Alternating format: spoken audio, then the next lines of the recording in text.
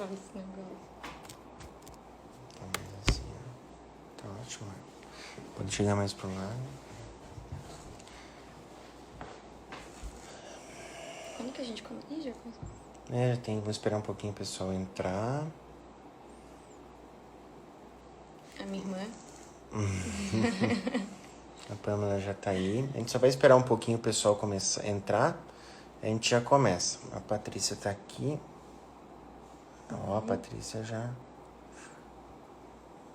Aí, exatamente.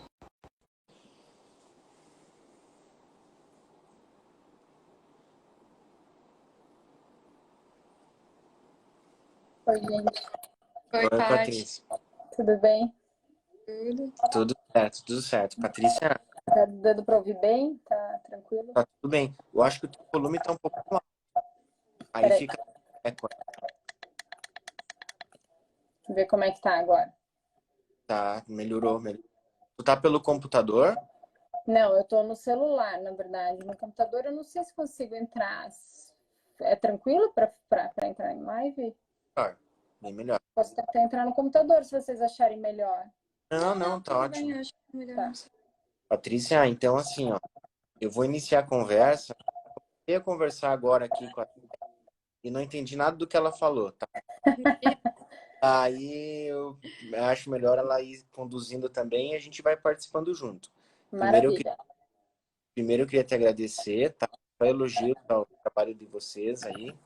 Eu imagino que a tua vida deva estar uma loucura agora, né? Tá. Estamos tentando aí fazer alguma coisa. Ajudar no que dá, né? Eu imagino. E esse é um tema, assim, que tá bem polêmico.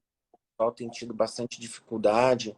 Então, acho que a gente vai ajudar bastante, assim. Esse grupo é um grupo Maravilha. de estudantes de medicina da Unisul e é muita gente chegando de outros lugares também, que está acompanhando. Tem sido legal, assim, tá? A gente vai ajudar Legal. bastante. O objetivo é ajudar as pessoas que estejam na linha de frente, tem, inclusive os estudantes, como a Tainara, já estão fazendo uma participação bem importante, que a gente consiga auxiliar eles, assim, que medir. Agora eu vou deixar tu e a Tainara conversar. Tomar café. Eu só vou deixar aqui aberto o Instagram pelo computador, caso dê algum problema no celular, tá? Tá. Para facilitar aqui.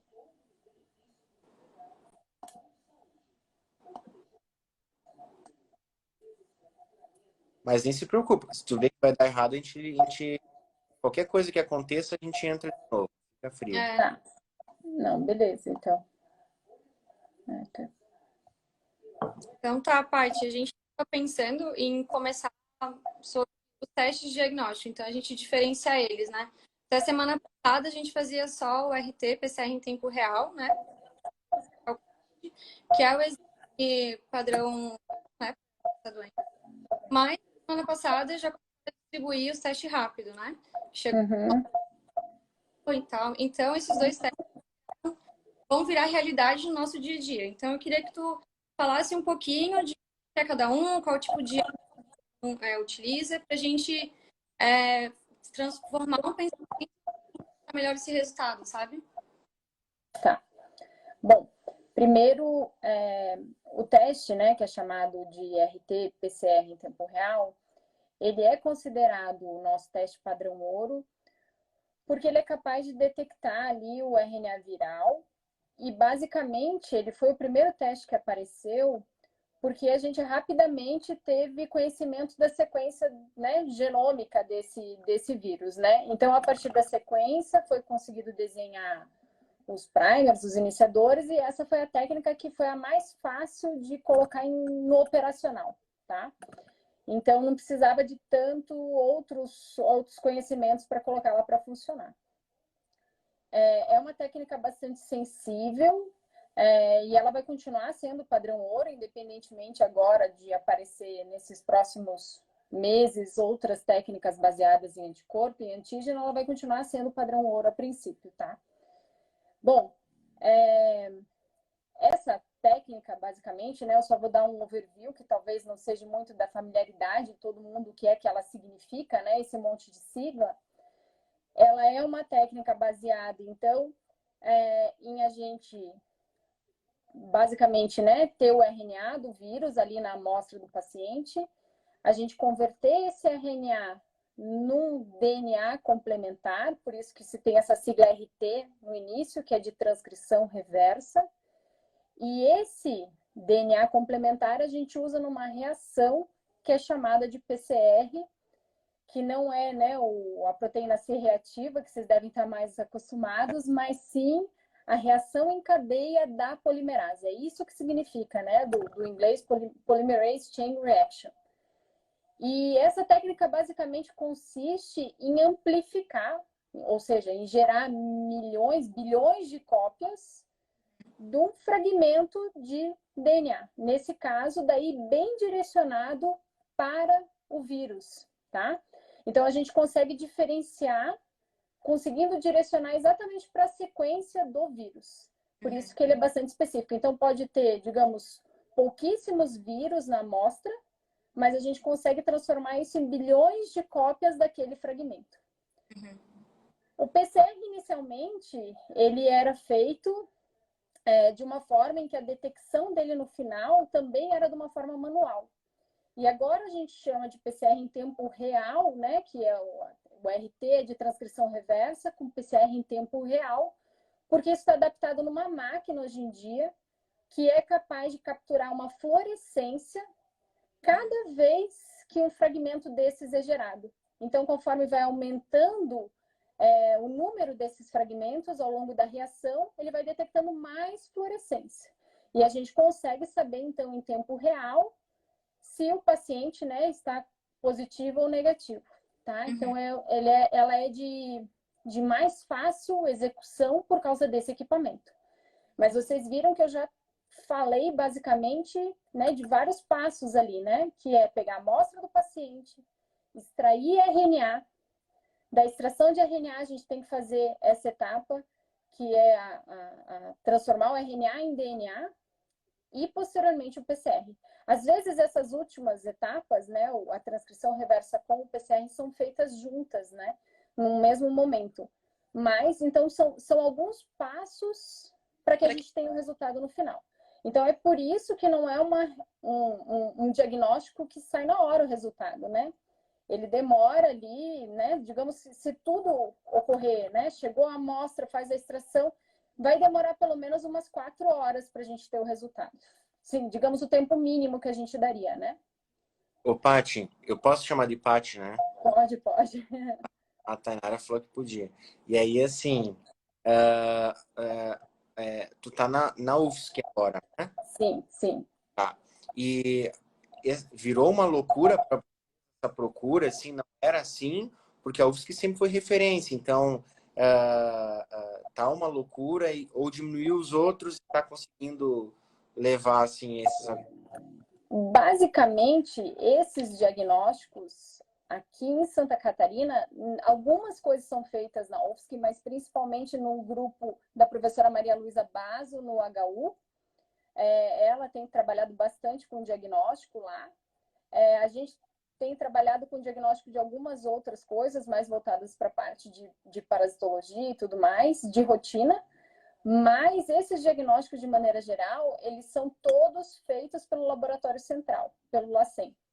Então, a UFSC, agora, na questão do coronavírus, está apoiando o LACEN, né? Está dando digamos, um suporte para o LACEN, para a gente tentar resolver um pouco mais rápido, né, esse gargalo do diagnóstico desse nível, principalmente no teste molecular, né, que é o que leva mais tempo. Então, a gente agora tem ajudado o LACEN e a gente também está visando um pouco o desenvolvimento de um outro método para não ficar dependente do kit de biomanguinhos, por exemplo, né, que é a referência utilizada pelo governo, pelo LACEN.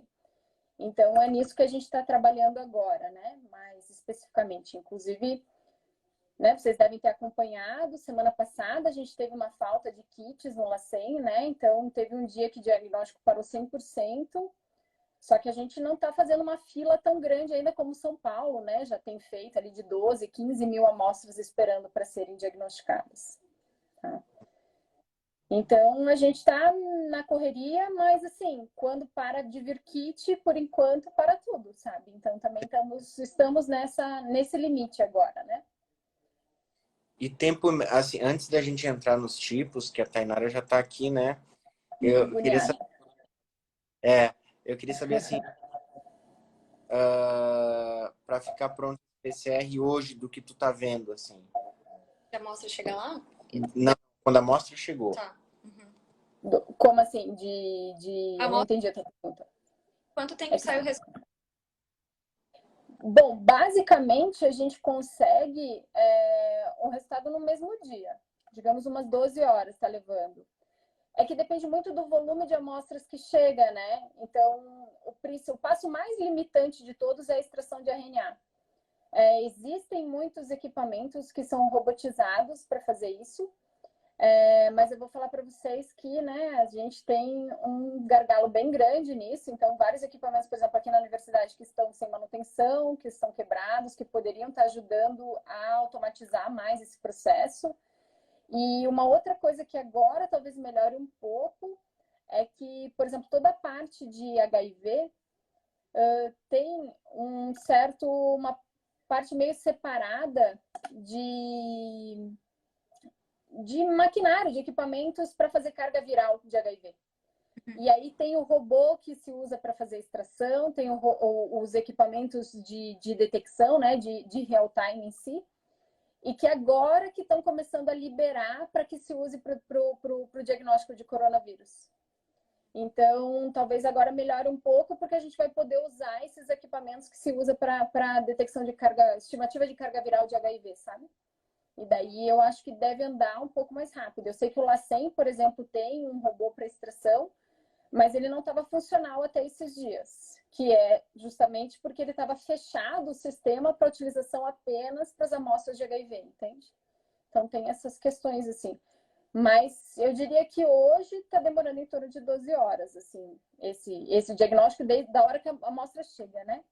Em relação à coleta da amostra até se iniciar o processo da técnica em si, isso, pelo que o LACEN, né, tem estimado, porque o que acontece o LACEN é responsável pelo diagnóstico do estado inteiro, basicamente, em relação ao SUS, né? As amostras vão para a vigilância epidemiológica de cada município e elas são todas encaminhadas para Florianópolis, do estado inteiro. Horas, né? Da coleta até a chegada em Florianópolis, o que a gente tem visto é em torno de...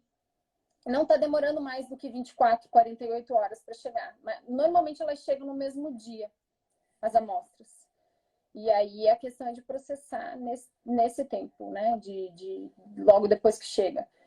Aí eu diria que o tempo mínimo seria de mais ou menos umas 4 horas do processo todo, mas mínimo, tá? A gente pode estimar bem mais que isso normalmente, né? Pelo menos umas 12 horas daí. Tá bom. E podia falar sobre o teste rápido para a gente ter essa comparação, depois que a gente já entende um pouco do PCR em tempo real. Em relação ao tempo, o teste rápido, o próprio nome já diz que ele é rápido mesmo, né?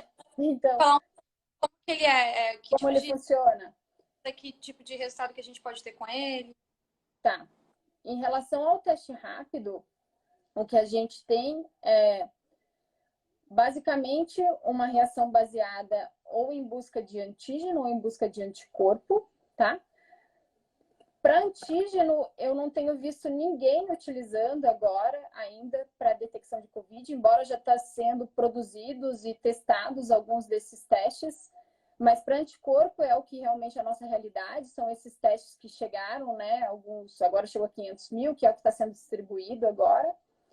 E ele é baseado basicamente, né, numa tirinha de nitrocelulose, no qual é mobilizada num certo ponto ou uma proteína específica do vírus, tá? Ou um extrato do vírus como um todo, mas normalmente é uma proteína específica para deixar ele mais específico. Eu até procurei em relação aos testes que foram comprados agora, se ele dizia qual era a proteína específica, ele não diz, tá? Então, esse dessa empresa chinesa, né, que chama Wonderful, ele não diz qual é a proteína, mas então essa proteína específica do vírus fica ali, e aí a gente aplica no começo do teste ou sangue ou soro do paciente, e ele vai migrar por capilaridade nessa tirinha de nitrocelulose até chegar onde está essa linha com a proteína imobilizada aqui. Se tiver anticorpo que reconheça essa proteína, esses anticorpos vão ficar ligados aqui, certo? E o restante vai acabar migrando. E juntamente nessa migração, migra um segundo anticorpo que reconhece aquela porção conservada, né, dos anticorpos de maneira geral. E nessa porção conservada, então, a gente vai ter ali o ouro ou prata coloidal, que vai formar uma linha. Então, a gente visualiza, né, uma linha colorida que indica que teve essa ligação do anticorpo com a proteína do vírus. Esse período de migrar por capilaridade, até a gente ter bem certo a formação dessa linha, vai demorar entre 10 a 30 minutos. Então, realmente, o teste é super rápido, mas ele tem uma série de limitações, né, que a gente acho que vai entrar em mais detalhe daqui a pouco, né? Então, ele está longe de virar um padrão ouro, está longe de virar, né, um comparativo, mas ele vai ter uma eficiência muito grande em termos epidemiológicos. Isso, com certeza, vai ser bem eficiente. Ô, Paty, e esse teste, ele vem de fora pronto? Não é? Ele vem de fora pronto. Esses que a gente comprou estão vindo da China, tá? Então, da China tem várias empresas comercializando já. Mas para vocês terem uma ideia, eles chegaram aqui no Brasil, foram distribuídos para cada estado, mas cada estado faz uma validação agora. E aí essa validação é que está sendo meio problemática agora, porque não está batendo com os resultados que eles venderam, né? E não é só aqui no Brasil. Hoje mesmo eu vi uma reportagem sobre a Inglaterra, que já falou que os testes vindo da China, tipo, não vai ser eficiente e ponto, sabe? Já, por exemplo, tem um teste que é feito nos Estados Unidos, numa empresa chamada Selex, que aparentemente ele foi aprovado pelo FDA já. Então, aparentemente, ele deve ter resultados melhores, mas não é o que a gente tem agora à disposição, tá? E por Então, que ele vai ter algumas vantagens, mas tem algumas limitações. por que a gente tem tanto falso negativo nesse teste, Paty? Nesse teste rápido? Então, basicamente, vamos pensar na seguinte situação, né? A gente está trabalhando com o reconhecimento de um anticorpo, né? Ou de um grupo de anticorpos para um determinado vírus. A gente ainda tem muito pouco conhecimento. Pensa que desde os primeiros casos, né, que a gente está estimando lá, que seja dezembro, então, na China, até agora, a gente está chegando em 4 meses, basicamente, né, de conhecimento desse vírus. Então, a gente não sabe ainda muito bem qual é a dinâmica de produção de anticorpos em relação a esse vírus, né? Como que isso está acontecendo na população como um todo, né? A gente tem uma estimativa que normalmente IgM a gente começa a produzir ali, né, em torno de 7 dias de infecção, IgG um pouco mais para frente. Então, mas realmente a dinâmica disso a gente não conhece muito bem, sabe? Além disso, a questão do tempo de infecção para coronavírus tem um diferencial muito grande em relação a outras doenças, né? A gente tem um período entre a gente de incubação ali, né? Ou seja, para começar a apresentar os sintomas muito curto, né? Então, às vezes, tem pacientes apresentando, né, com 3, 4 dias, às vezes, pós-infecção, tem relatos já de começar a apresentar sintomas. E se a gente for parar para pensar, a gente está começando a produzir IgM lá com 7, 8, até 10 dias depois. Então, a detecção de anticorpos fica muito prejudicada em relação à questão da sintomatologia, né? Então, a gente está prevendo fazer um diagnóstico que é praticamente posterior aos sintomas. Uhum. Né? E se a gente fosse pensar num mundo ideal, o ideal seria detectar IgG, né? Pela especificidade, por várias questões. Só que aí a gente vai perder totalmente o foco de ter uma detecção que sirva para fins clínicos, né?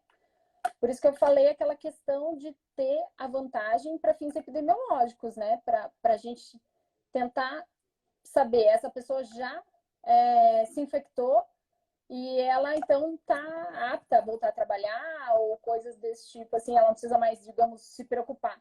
Mas para vocês terem uma ideia da falta de conhecimento que a gente ainda tem, a gente ainda não sabe isso, né? Se existe uma possibilidade de reinfecção, se as pessoas realmente ficam protegidas, né, de uma segunda infecção por causa de anticorpos, né, efetivos. Então, tudo isso é um problema, né? Se a gente pensa em diagnósticos, em testes rápidos para outras doenças que eles são bastante utilizados, a gente vem em anos de desenvolvimento para ter a precisão, a sensibilidade, a especificidade que eles têm hoje, né? Tipo, qual seria a melhor proteína para a gente colocar num teste desses? A gente ainda não sabe muito bem, né? Se aquela proteína é a mais imunogênica, né, num paciente. Tudo isso a gente tem que conhecer um pouco melhor para aprimorar esses testes. Então, esse certamente é um grande limitante. O Danilo, Paty, fez uma pergunta. O Danilo é bioquímico também, foi bioquímico lá do regional há um tempo. Uhum. E aí ele fez a pergunta, se existe reação cruzada com outras patologias. Já tem essa informação? Então, esse teste, ele faz uma estimativa de especificidade de mais ou menos 86%. Então, ele admite que possa ter algumas reações cruzadas, sim. E uma das grandes preocupações nesses testes em relação à reação cruzada é porque tem muitos tipos de coronavírus circulantes, né? A gente tem coronavírus que causam infecções intestinais e eles poderiam sim dar uma reação cruzada, né?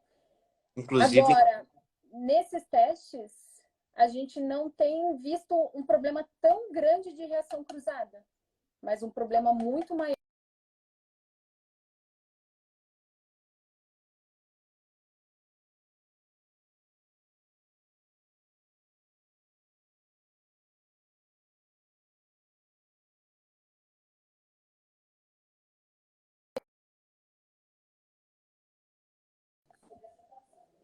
deu agora?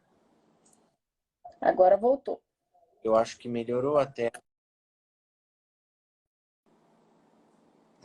Não. Travou de novo. Vamos ver, se continuar travando eu volto ao Wi-Fi. Eu só mudei porque como estava travando. Não dá.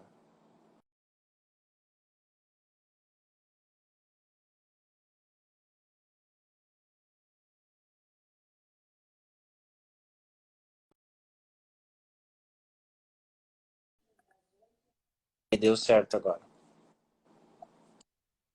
Escuta a gente? Beleza. Uhum. Tá. Agora eu até me perdi no que você estava falando. Ô, Paty, qual seria o tempo, então, ideal para a gente pedir um teste rápido, fazer um teste rápido? Qual o tempo ideal de sintoma para a gente pedir um PCR? Mais ou menos, pra ter ideia de quando a gente usa um, quando dá para usar outro. Então, em relação ao PCR, vou falar primeiro porque é o padrão ouro, né? A gente tem um tempo, a partir de 3 dias, a gente tem já uma carga viral detectável. Então, isso da infecção, né? Mas se a gente for parar para pensar em sintomas, às vezes eles aparecem depois. Normalmente, a carga viral atinge um pico ali, coincidentemente com ali os primeiros dias de sintomas. Então, a gente, pensando em sintomas, mais ou menos ali até 11, 15 dias pós-sintomas, daria para fazer a técnica de PCR em tempo real. Né? Então, iniciou os sintomas, mais ou menos até 15 dias a gente vai ter uma sensibilidade bem aceitável. Passando dessa fase, a gente vai começar a ter uma queda, porque vai baixar essa carga viral, né? E aí a gente começa a ter mais possibilidade de ter falso negativo, tá? Já em relação ao teste rápido, o que a gente vai ter de possibilidades seria basicamente testar a partir do 7º dia de sintoma, né? Que daria mais ou menos uns 10, 12 dias pós-infecção. Seria onde a gente já conseguiria ter alguns níveis de IgM sendo detectáveis de uma forma um pouco mais precisa. Mas o ideal seria até que esperasse mais, porque daí a gente provavelmente aumentaria, né, a sensibilidade do teste quanto mais tempo, por causa da presença de um título maior de IgG, né? Então, essa seria uma possibilidade para os dois testes, né? Então, sempre tem que pensar nessa questão. Nenhuma das duas técnicas, se não aplicadas nessa forma mais pensando em relação à presença dos sintomas ou não, ela está livre de erro, tá? As duas técnicas vão ter essa possibilidade, inclusive o padrão ouro, que é o PCR em tempo real. Porque, justamente, se você passar dessa fase, você acaba tendo um baixo título viral e você não vai conseguir detectar. Então, aquela pessoa que teve sintomas gripais e acha que teve coronavírus há um mês atrás, não adianta fazer PCR em tempo real hoje, tá? Claro que se ela tiver, né, não for isso, ela pode desenvolver a doença e fazer o teste depois. Mas o ideal seria aplicar um teste, né, imunológico para fazer essa detecção daí. Então, essa seria uma possibilidade. Então, na teoria, se eu quero, por exemplo, pensando em profissional de saúde, se eu quero ter o máximo cuidado para que os profissionais, eu não faço tanto profissional de saúde. E, ao mesmo tempo, como o ministro da Saúde comentou, né, que vai ter pacientes que já se contaminaram e ficam, na teoria, imunizados, né, a gente não tem certeza disso, o teste rápido, ele tem que ser muito bem aplicado, senão ele só vai atrapalhar, né? Com certeza, com certeza. É uma preocupação bem grande, que eu acredito que até o Ministério da Saúde já está preocupado com isso. E a tentativa de resolver isso é se usar os testes rápidos de forma sequencial, né? Tipo, faz o teste numa semana e faz na outra, e faz na outra, para você ver se aquela porcentagem grande de negativo uma hora converte em positivo, sabe? Porque a questão é que você vai tratar das pessoas assintomáticas, né? Nesse caso, né? Ou que já passaram por sintomas e querem fazer depois. Tem uma questão que é importante, por exemplo, a gente pensa, né? Vou aplicar um teste rápido num profissional da saúde para liberar ele para trabalhar. E ele apresentou os sintomas antes. O teste rápido vai dizer que ele começou a produzir anticorpos, mas eu não posso excluir que ele não tem vírus circulante ali. Né? Porque a gente só faz a detecção do RNA viral pelo PCR em tempo real daí, né? Já no outro teste eu não consigo detectar o vírus. É uma inferência indireta de que aquela pessoa se infectou em algum momento, entendeu? Então, isso também é um cuidado que tem que tomar, assim. Então, em relação aos profissionais de saúde, vai ter que ser usado com muito cuidado isso, né? Claro que a pessoa sem sintoma nenhum, ou que teve uma infecção, passou um determinado tempo e está lá com aquele teste bem positivo, a chance dele realmente já está lá com um título viral até protetor que libera ele para trabalhar, vai ser bem, bem bacana. Mas tem que tomar bastante cuidado, né? Um teste negativo num teste rápido não significa que a pessoa não tenha se infectado ou não esteja infectada naquele momento, até com carga viral alta, às vezes, em algumas situações. A Tainara, ela disse que quer fazer... Olha, furado, vou botar ela. A gente conversou até agora 30 minutos. Tá? E a Tainara, ela vai fazer uma assim, conseguiria? Assim, teste rápido, idealmente 7, 14, é isso? É isso mesmo? Tá. E o PCR, se tu tiver lá no teu... De repente, o secretário de saúde de Palhoça falou assim, ó, comprei, agora assim, eu vi a live com a Patrícia, e aí eu fiz um contrato com a UFSC, que agora nós vamos fazer PCR para todo mundo. Que tempo a que tempo, assim? Então, como ela falou, idealmente no início dos sintomas que a viremia vai estar alta e tal, pra gente ter, na amostra, a gente tem que ter vírus, tirar a RNA de lá.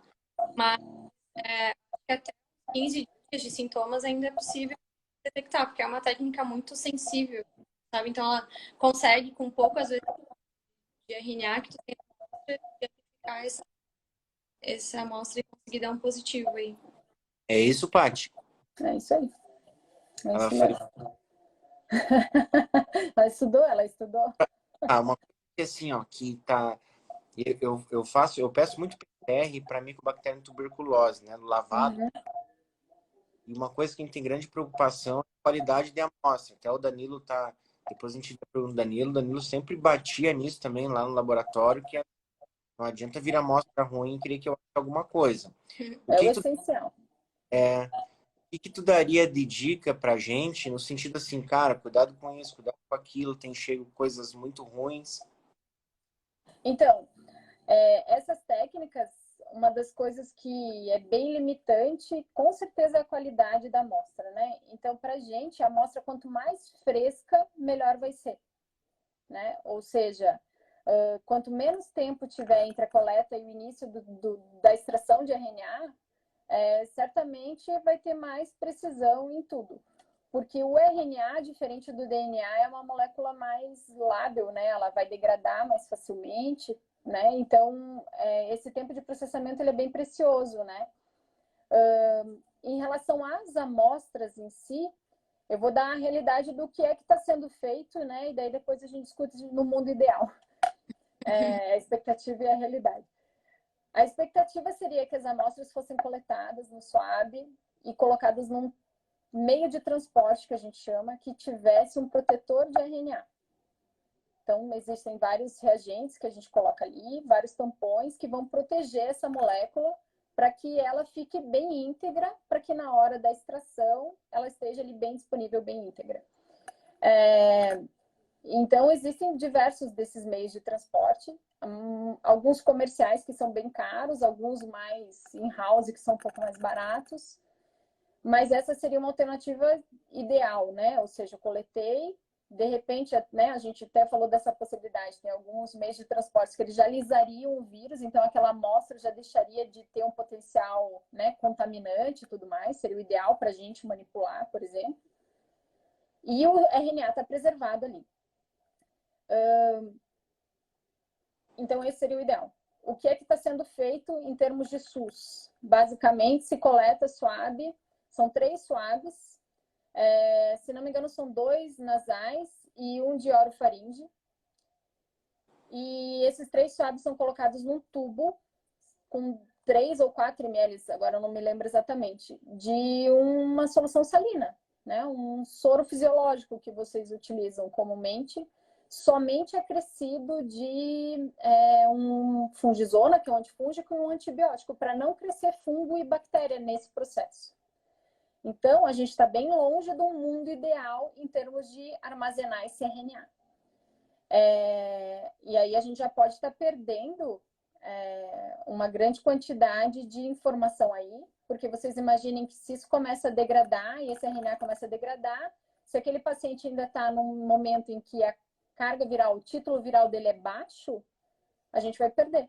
Então, a gente pode ter um falso negativo só por estar sendo coletado num meio inadequado, entende? Então, essa é uma questão.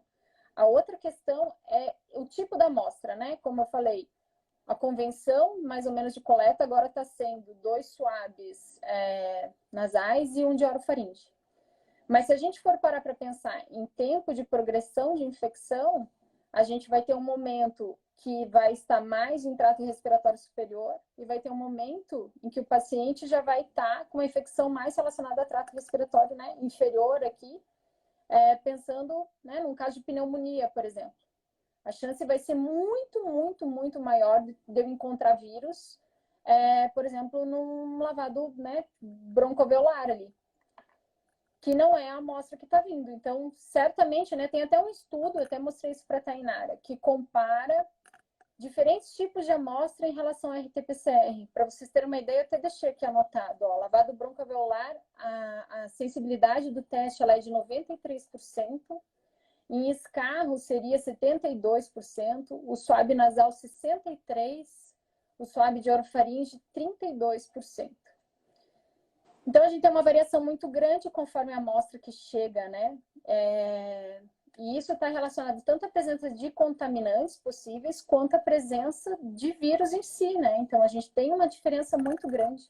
Vocês devem ter acompanhado vários casos em que o paciente dá entrada até já com um quadro de pneumonia já bem, né, avançado e o teste está dando negativo.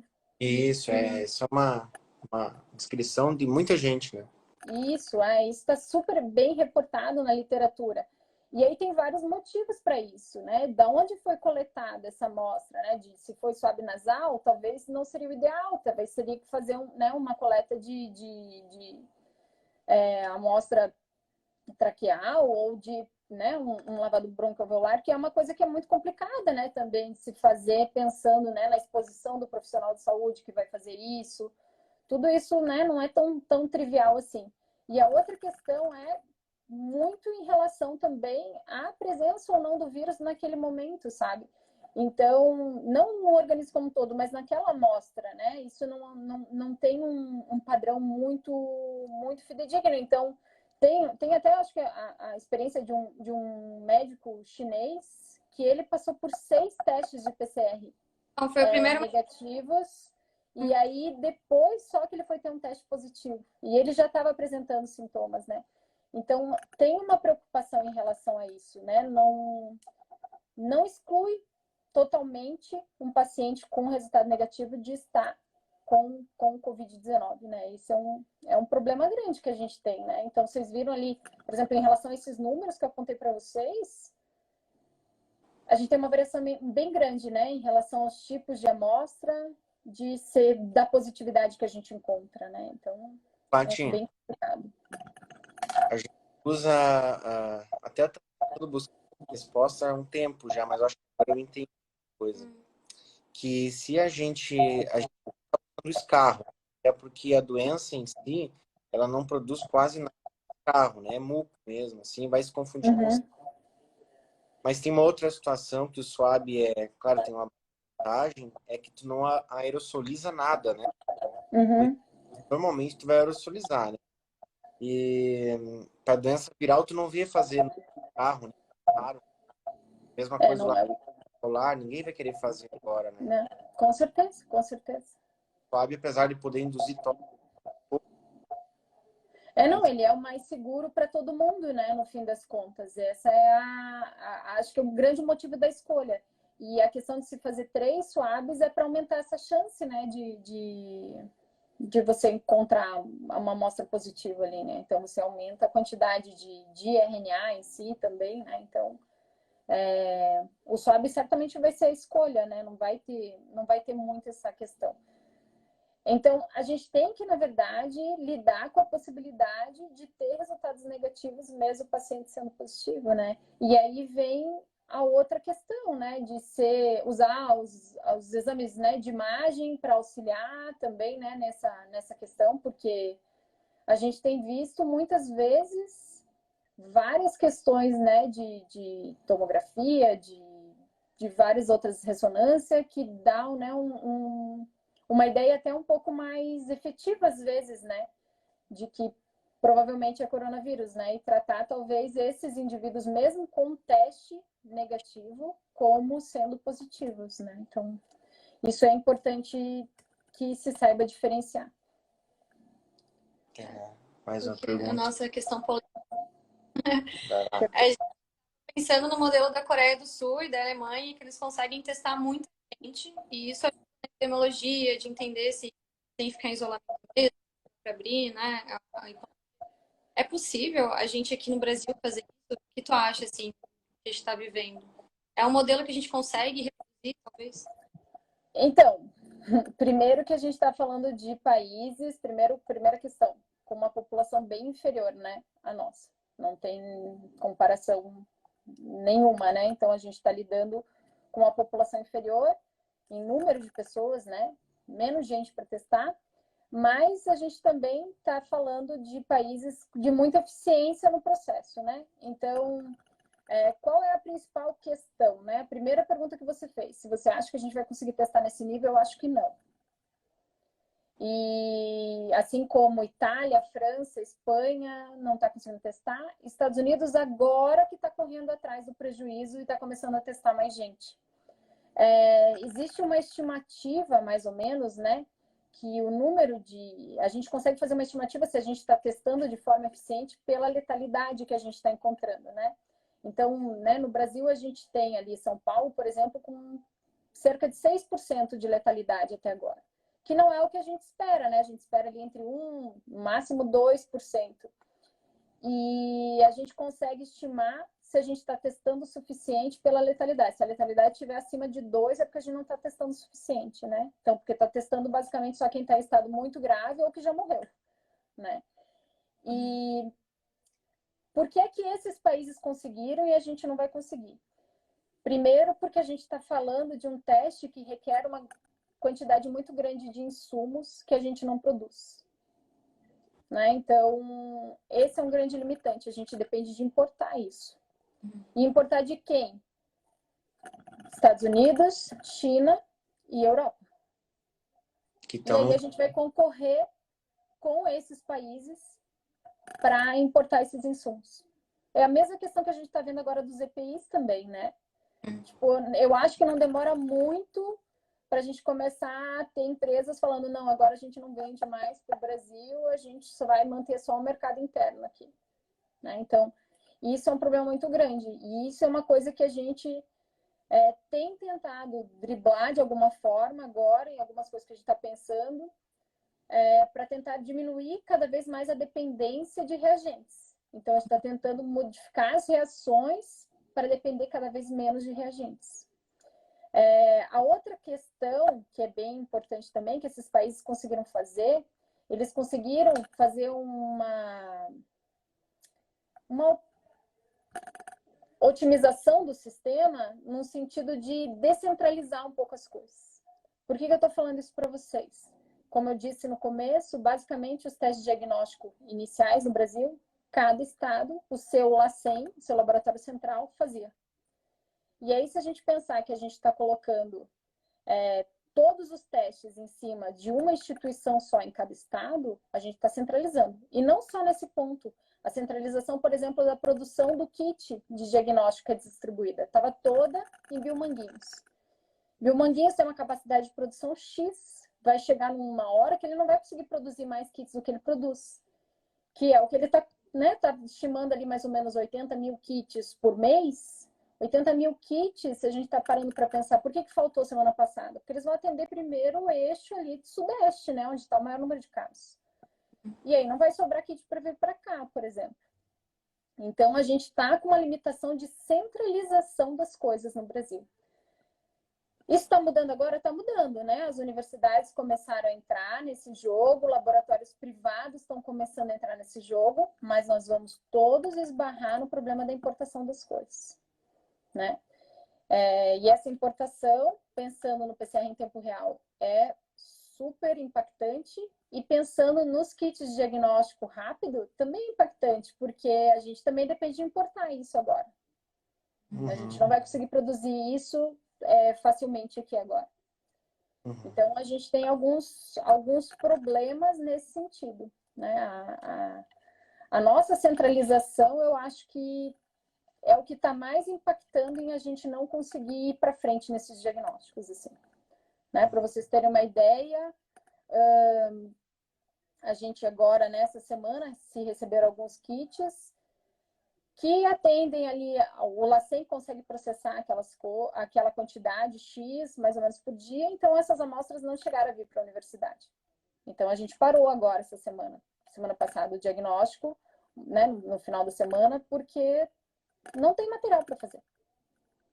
Né? Então, está limitado só aquele lugar a fazer para o estado inteiro. Então, os nossos números, certamente, estão longe de ser um reflexo de Alemanha e de Coreia, né? A Alemanha e Coreia rapidamente colocou vários laboratórios para funcionar, pegou suas empresas de tecnologia rapidamente para produzir esses insumos, e aí se conseguiu testar e se manter esses testes, né? A Alemanha está conseguindo fazer, no começo eles começaram fazendo cerca de 50 a 80 mil testes por semana, e hoje eles já conseguem fazer isso por dia. Então, é uma realidade que a gente está muito longe. Eu tenho um amigo de infância que está na Alemanha, e pelo WhatsApp a gente conversa, e ele trabalha com engenharia elétrica. E ele falou que é impressionante assim, o poder de mobilização que tiveram nas últimas. Tanto que eles têm 100 mil casos forte, a cidade bem baixinha, né? Não, eles estão baixo, chegou um ponto que estava abaixo de 1%, Agora, né, eles estão mantendo isso porque é a taxa de letalidade real, então eles estão conseguindo diagnosticar com muito mais eficiência, realmente. Para vocês terem uma ideia, os Estados Unidos começou com uma taxa de letalidade, ali, né, pelo dia 20 eles começaram com uma taxa de letalidade de cerca de 6%, e agora está caindo, eles estão um pouquinho, 2 e pouco por cento, mais ou menos. Então, porque eles começaram a testar muito mais efetivamente, o que eles não estavam testando, né, tanto. Então, eles estão correndo atrás do prejuízo. A gente, acho que não vai ter perna para correr atrás do prejuízo. Né? Para vocês terem uma ideia, se esbarra em tudo. Aqui na universidade, a gente começou a auxiliar no diagnóstico, nas coisas, com dinheiro de projeto minguado que a gente tem, né? Ou coisa do bolso, assim, sabe? Colocando ali na roda, puxando ali, passando né, o chapéuzinho de professor em professor, quem é que consegue ajudar com pouco? E a gente começou assim. E aí a gente conseguiu agora que a universidade fosse entrar com dinheiro, mas assim, a gente esbarra em burocracias que são inimagináveis, sabe? Do tipo, nessa hora, mesmo a gente já mandando aquilo que a gente sabe que o pessoal tem estoque, porque agora esse é um limitante, né? Ter estoque desses reagentes. E a gente já sabe mais ou menos quem tem os menores preços, porque a Tainara lembra bastante disso, nós somos os maiores pichinchadores da questão de compras e tudo mais. E a gente tem que mandar 3 orçamentos de tudo e tem que se passar num processo de compra super chato, por licitação. E aí não tem muito o que fazer, né? Se paga por empenho, as pessoas não querem vender se for assim, porque tem outra pessoa que vai pagar mais rápido, sabe? Então, é a realidade do nosso país, né? Que está embutida aí, né? Não tem, a gente está ali tentando dar o sangue para fazer as coisas, mas às vezes não é o suficiente. Ô, Paty, se tiver alguma coisa no sentido do laboratório, que a gente, como liga, consiga mobilizar, e tem gente aí de vários locais que fala porque às vezes é assim, existe uma burocracia que é, por exemplo, no regional, eu não sou autorizado a sair pedindo dinheiro para o setor que eu trabalho, porque é um Claro. serviço tal, né? Embora eu acho que eles não intercederiam, assim. Mas se tu, porventura, achar alguma coisa que, vocês poderiam ajudar em tal coisa, então, posição aí para... Ela falou que... Então, Na verdade, assim, ó, promessa de dinheiro, a gente tem um monte. imagina. Tá todo mundo falando pra gente do tipo assim, não se preocupe, porque vai ter dinheiro. Só que a gente não precisa do dinheiro daqui a um mês, a gente precisa do dinheiro agora, entende? Tipo, precisa comprar as coisas agora para elas chegarem daqui a 10, 15 dias, e é isso que a gente tá fazendo. Mas a gente esbarra em muito problema. Semana passada, por exemplo, eu estava fazendo pedido de alguns desses reagentes e a gente estava com problema de transportadora para Santa Catarina, para vocês terem uma ideia. Né? Então, as transportadoras estavam cobrando uma fortuna e aí eu tinha que ficar ligando, além de fazer as reações, ligando nas transportadoras para ver quem é que conseguia mandar para Santa Catarina num preço medianamente razoável, sabe? Então, estava super complicado, assim. Mas a gente espera que isso comece a mudar. Embora é aquilo que eu falei para vocês, assim como a gente não está conseguindo importar EPI, respirador, né, outras coisas, esses reagentes também vão faltar, porque também são importados, sabe? Então, quem conseguir lançar mão de algumas coisas que a gente consiga produzir no Brasil, vai continuar testando. Quem não conseguir vai ser bem difícil, né? Então, esse é o grande gargalo e a grande frustração da gente também, né? Com certeza. Eu tenho visto que o Brasil tem um potencial gigantesco, né, de mobilização. A gente vê pelos EPIs que estão sendo feitos, tal, mas tem coisas que a gente não tem tecnologia, né? Vai acabar nos prejudicando. A gente vai ter que se ver pro outro lado, né? Com certeza, com certeza. Aí é que a gente vê a falta, né, que a gente tem justamente nessa parte de se investir um pouco mais em a gente manter essas tecnologias no país, né, em ter essas tecnologias disponíveis, assim, de forma fácil, né, todo o suporte para elas no país, né. É só agora que teve que ter uma pandemia para a gente ter noção que precisava disso antes, sabe. Mas essa é uma realidade que a gente já conhecia. Talvez a população em geral, é que não conheça, né? Eu hoje, né, teve uma tia minha que falou assim, como é que estão dizendo que tem tanta morte se o teste chega a demorar 10, 12 dias? Eu falei, claro, tia, não tem teste para fazer em todo mundo. Não tem agora como fazer. E a gente vai dizer que a pessoa morreu, provavelmente ela já morreu, às vezes, há muito tempo, né? Que é o que vai começar agora a acontecer mais forte em São Paulo, né?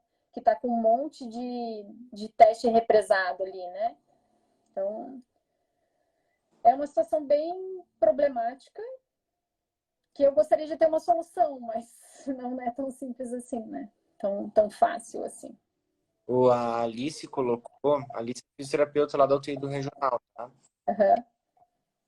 A Alice já fez live, participa de todas, tá fazendo os protocolos. Ela só perdeu o marido, mas o resto ela tá bem, assim. E ela colocou assim, uma parceria entre os laboratórios da UFSC e o DEC, que estão parados, interessantes, laboratórios para trocar insumos. Existe isso? A gente fez, por exemplo, da UFSC, a gente contactou o pessoal da UFSC, o pessoal da FURB, está se procurando uma variedade grande aqui de colaboradores, né?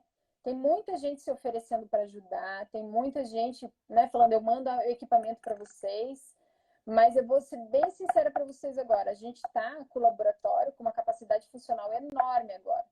Qual é o limitante agora? Basicamente, em relação ao acordo que a gente fez com o LACEN, está sendo eles mandar a amostra por ter kit excedente à capacidade deles, entende?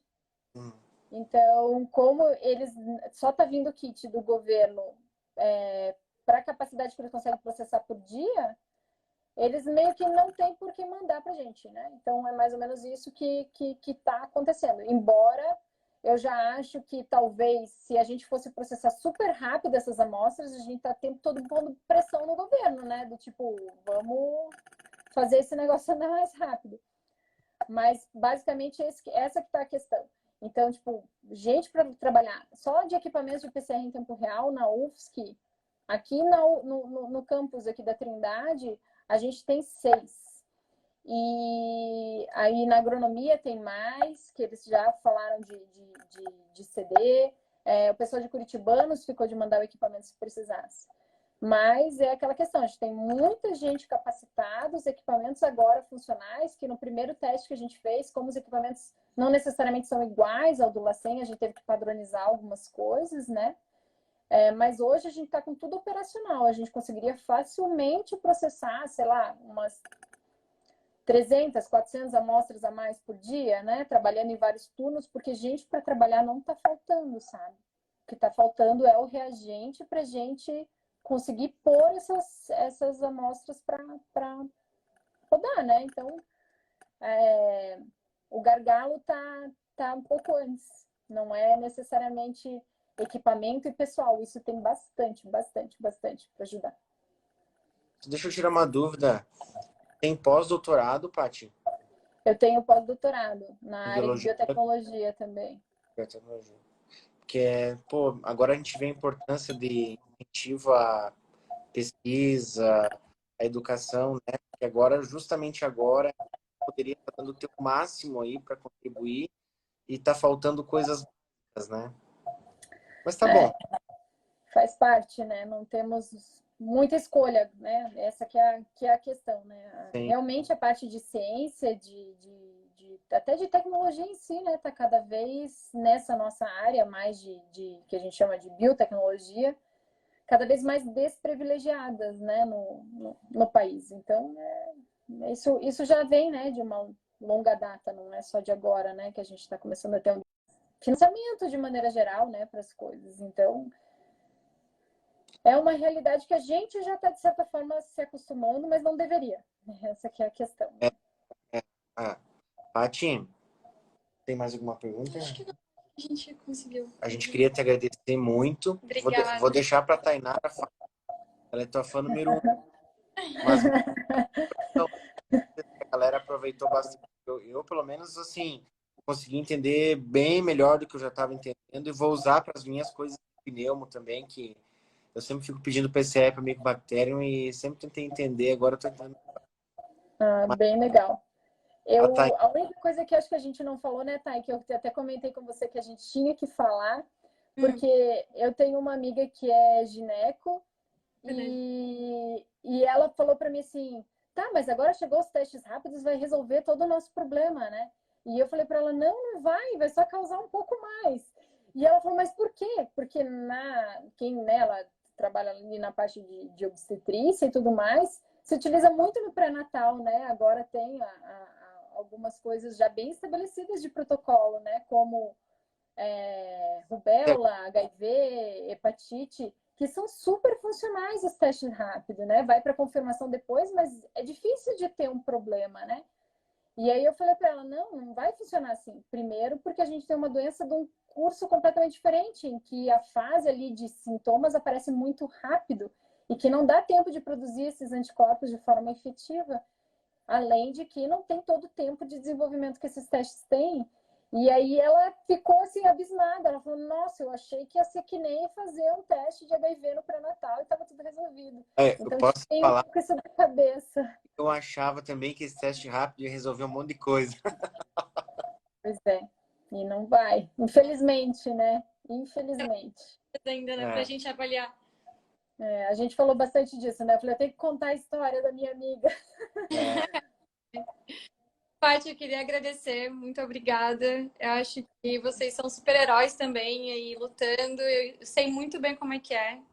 Já tive dentro do laboratório, passar o dia inteiro dando a camisa, né, pra gente conseguir pesquisar. Então, muito obrigada. Acho que a galera conseguiu entender, né, as diferenças, pode interpretar os exames, os resultados. Obrigada. Eu que agradeço o convite, não sou a maior especialista nisso, sou mais focada para a parte de biologia molecular, que é o meu know-how um pouco maior, né? Então, essa parte de PCR em tempo real realmente é o que eu trabalho, mais efetivo, não necessariamente com o coronavírus, né? Porque é novo para todo mundo, mas a técnica a gente aplica para várias coisas.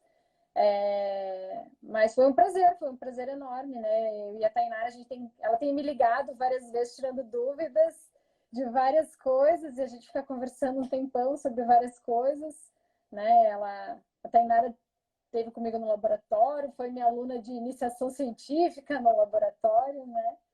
E eu fico muito feliz e orgulhosa agora de ver ela aí, né? Realmente está se saindo muito bem e é um orgulho enorme para mim, né? Que acompanhei toda a evolução dela. Esses dias eu estava falando com ela sobre os testes, né? Ela começou a falar um monte de coisa, eu não estava entendendo bem, assim, sabe? Aí passou um mês, ela falou de ti e tal, eu falei assim, não, cara, a gente tem que conversar com ela, mas tu tem que conversar. Não, foi muito bom. Muito obrigado. Foi ótimo, gente. Eu agradeço demais também a oportunidade de contar um pouquinho a história do que a gente está fazendo para vocês. Muito bom. Obrigadão, viu? Obrigado a todo mundo. Então tá jóia, gente. Beijo, tchau. Tchau, tchau.